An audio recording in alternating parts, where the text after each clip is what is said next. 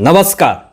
Sushant case में drugs का angle किस तरीके से आता है और बहुत सारे लोग इस ड्रग्स केस में सामने आते हैं, लेकिन जो ड्रग्स केस में जो सबसे बड़ी खबर है, जो अपने आप को बहुत बड़ा एंटरटेनर समझते हैं, दीपिका पादुकोण को लेकर के एक बहुत बड़ी खबर आई है। सुशांत केस में जो ड्रग्स एंगल बीच में आया था, उसको लेकर के मैं बहुत सारी ऐसी बातें बताने वाला हूं जिसको सुनकर आप खुद शॉक्ड हो जाएंगे।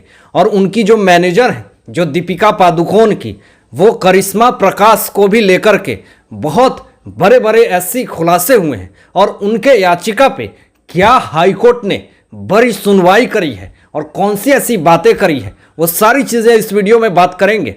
तो इस वीडियो पे बने रहिएगा।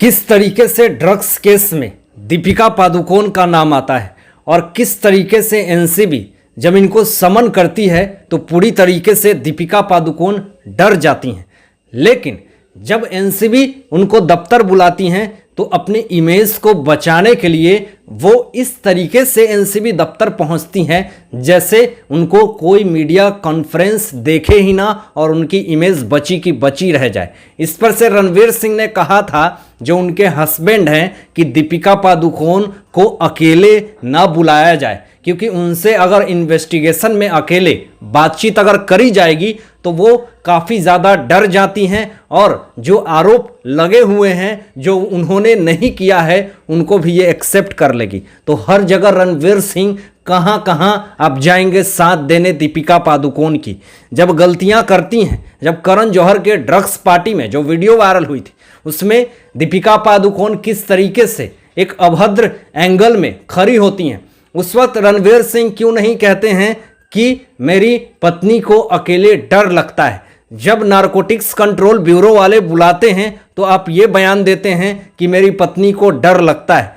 लेकिन इन सारे चीज़ों को भूलने के बाद आप समझिए कि किस तरीके से ड्रग्स केस में दीपिका पादुकोण का नाम आता है, लेकिन फिर भी दीपिका पादुकोण को अरेस्ट नहीं किया जाता है, क्योंकि बहुत सारे ऐसे प्रोडक्शन हाउस के पैसे इनके ऊपर लगे हुए हैं, बहुत सारे लोगों ने इनके ऊपर इन्वेस्ट किया है, बहुत सारे लोगों की फिल्में ये कर रहे हैं।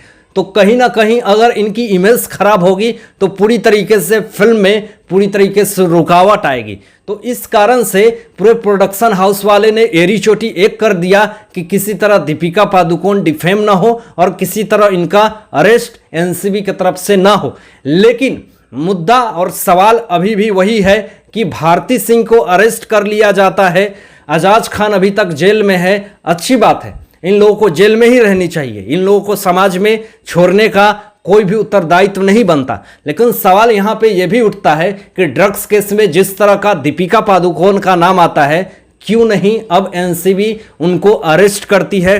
सवाल यहाँ पे आज भी वही है। लेकिन जो सबसे बड़ी खबर अभी ये आई है, दीपिका पादुकोण के मैनेजर करिश्मा प्रकाश की मुश्किलें बढ़ गई हैं। आपको बता दूं कि मुश्किलें इस तरीके से भरी हैं कि उन्होंने अपील करी थी, एनडीपीएस कोर्ट ने उनके जमानत की याचिका को खारिज कर दिया है। अब एनडीपीएस कोर्ट ने यह कहा है कि अगर आपको जमानत कोर्ट की याचिका को दायर करना है तो आप बॉम्बे हाई कोर्ट में जाइए, वहां पे अपील करिए। अगर उन्होंने जिस तरीके से करिश्मा प्रकाश, जो उनकी मैनेजर है, जिस तरीके से उनका ड्रग्स केस में नाम आता है, अगर वो जमानत की याचिका को दायर नहीं करेंगी, अपील नहीं करेंगी बॉम्बे हाई कोर्ट में, तो कभी भी नारकोटिक्स कंट्रोल ब्यूरो वाला इनको आकर के अरेस्ट कर लेगा, क्योंकि इनके ऊपर आरोप ही ऐसे ऐसे लगे हुए हैं। ड्रग्स केस का पूरी तरीके से आरोप लगा हुआ है। उसके बाद आपको ये मैं बता दूं कि एनडीपीएस कोर्ट ने यह भी कहा है कि आप 12 से 25 अगस्त के बीच में 11 से 2 बजे के बीच में जाकर के आप एनसीबी नारकोटिक्स कंट्रोल ब्यूरो में ऑफिस में जाकर के अपनी हाजिरी को बनाएं और वहां पे जो भी इन्वेस्टिगेशन है, पूछताछ है, उनको करें।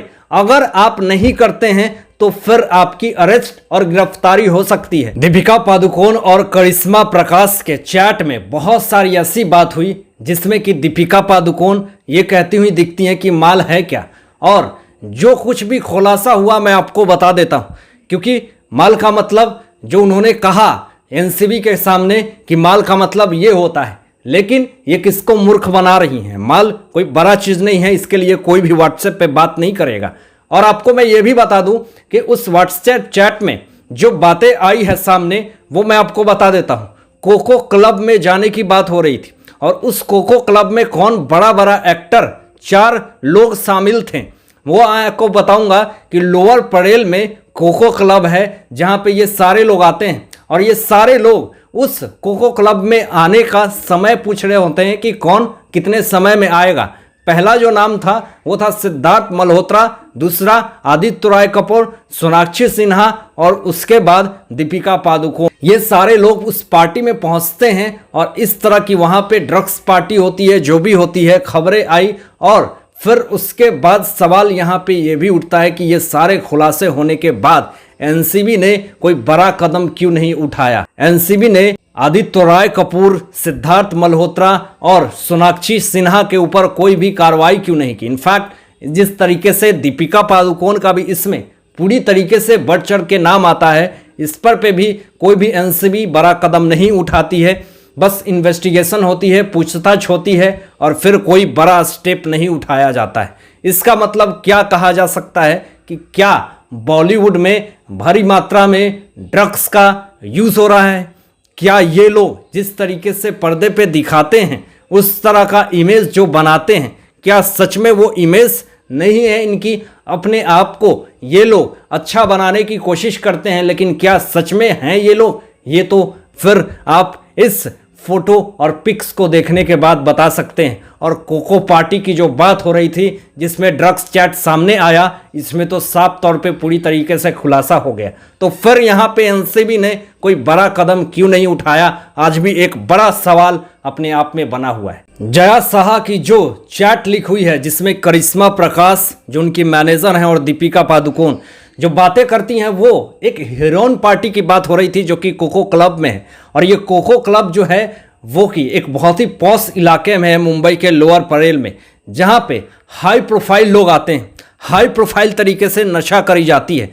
उन लोगों की जो भी हाई प्रोफाइल लोग होते हैं, उनकी कैबिन जो होती है वो अलग होती है। उस कैबिन में ये लोग अलग तरह के नशा करते हैं, जो कि आप जानते हैं कि वो हमारे शरीर के लिए क्या है।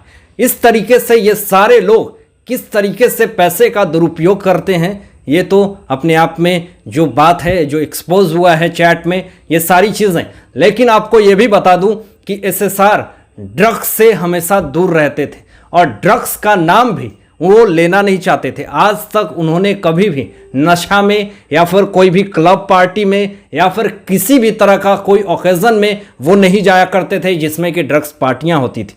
फिर भी लोगों ने सुशांत को बदनाम किया, लोगों ने ये कहा कि एसएसआर ड्रग्स लेते थे, लोगों ने ना जाने कितने सारे एलिगेशन लगाए सुशांत पे, लेकिन ऐसा कोई भी प्रूफ नहीं है, ऐसा कोई भी वीडियो नहीं है जिसमें कि सुशांत उस क्लब में जाकर के ड्रग्स पार्टियां कर रहे हों, जाकर के अपने आप को पूरी तरीके से एंजॉय कर रहे हों या फिर दूसरे ड्रग्सी लोगों के साथ पार्टियां अटेंड कर रहे हों, शराब पी रहे हों। ऐसा कोई भी वीडियो नहीं है, ऐसा कोई भी ऑथेंटिक प्रूफ नहीं है। लेकिन मनगढ़ंत बातें, उनको बदनाम करने की कोशिश और इस केस को डिस्ट्रैक्ट करने की कोशिश लोगों ने अभी तक नहीं छोड़ी है। अभी भी बहुत तरह की निगेटिविटी लोग डालते हैं, लेकिन एसएसआरियंस इस चीज़ को एक्सेप्ट करने को तैयार नहीं है। और ये जायज़ भी है क्योंकि एसएसआर वैसे नहीं थे और ड्रग्स का तो नाम उनके जीवन से बिल्कुल दूरों दूर तक नाता नहीं था। अगर वो ड्रग्स लेते, ड्रग्सी होते, तो कभी भी वो ये ना सोचते कि केरल में मैं ज़मीन लेकर के खेती करके एक सुकून की ज़िंदगी जीऊँगा। इस तरह की सोच वाला इंसान नशा कैसे कर सकता है? कितने सारे लोगों ने इतने तरह की बातें करी, डिफेम करने की कोशिश करी, लेकिन सुशांत ने कभी भी इन सब चीज़ों को एक्सेप्ट नहीं किया, हमेशा इग्नोर किया। हालांकि इन सारे मुद्दों पे, इन सारे बातों पे आप लोगों की क्या सोच है? आप लोग क्या सोचते हैं इस विषय में? अपने विचार ज़रूर व्यक्त कीजिएगा। तो आज के लिए बस इतना ही।